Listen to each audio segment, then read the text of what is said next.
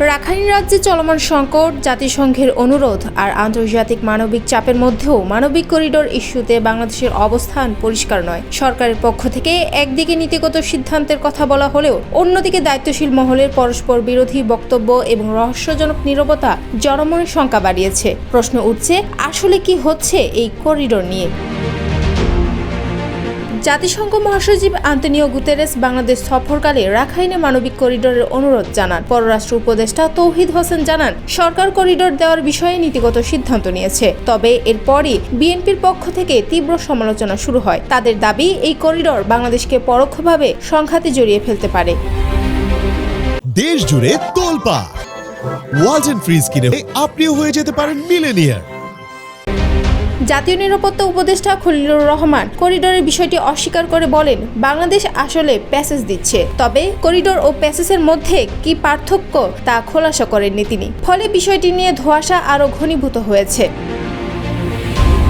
নিরাপত্তা বিশ্লেষক major general M Moniruzzaman বলেন, করিডোর স্থাপন কোনো মুখের কথা নয়। এর জন্য ভৌগোলিক কাঠামো, নিরাপত্তা, আন্তর্জাতিক স্বীকৃতি ও সংশ্লিষ্ট দেশের সম্মতির প্রয়োজন। তিনি বলেন, মিয়ানমারের সার্বভৌম সীমান্ত আমরা স্বীকার করি, সেখানে কিছু পাঠাতে হলে তাদের সম্মতি দরকার। এমন কোনো সম্মতি পাওয়া গেছে বলে জানা যায়নি।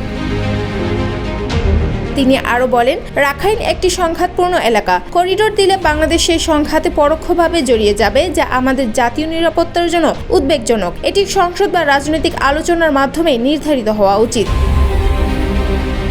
বাংলাদেশ ডিফেন্স জার্নালের সম্পাদক আবুল সদ বলেন, রাখাইন এখন আরাকান আর্মির দখলে। মিয়ানমার সরকার প্রায় নিঃশেষ হয়ে গেছে সেখানে। তাদের পোর্ট সরবরাহ ব্যবস্থা ভেঙে পড়েছে। জাতিসংঘ চট্টগ্রাম বন্দর ব্যবহার করে সাহায্য পাঠাতে চায়, কিন্তু বিষয়টি নিয়ে সরকার প্রয়োজনীয় স্বচ্ছতা দেখায়নি। তিনি বলেন, এই জাতীয় সিদ্ধান্তে জনগণের জানার অধিকার রয়েছে। করিডোর মানেই কেউ আমাদের ভূমি দখল করছে, এমন ভুল ধারণা তৈরি হচ্ছে। অথচ এটি প্রতিরোধ করা যেত যদি সরকার আগে থেকে রাজনৈতিক দল ও নিরাপত্তা সংস্থাগুলোর সঙ্গে আলোচনা করে বিস্তারিত ব্যাখ্যা দিত।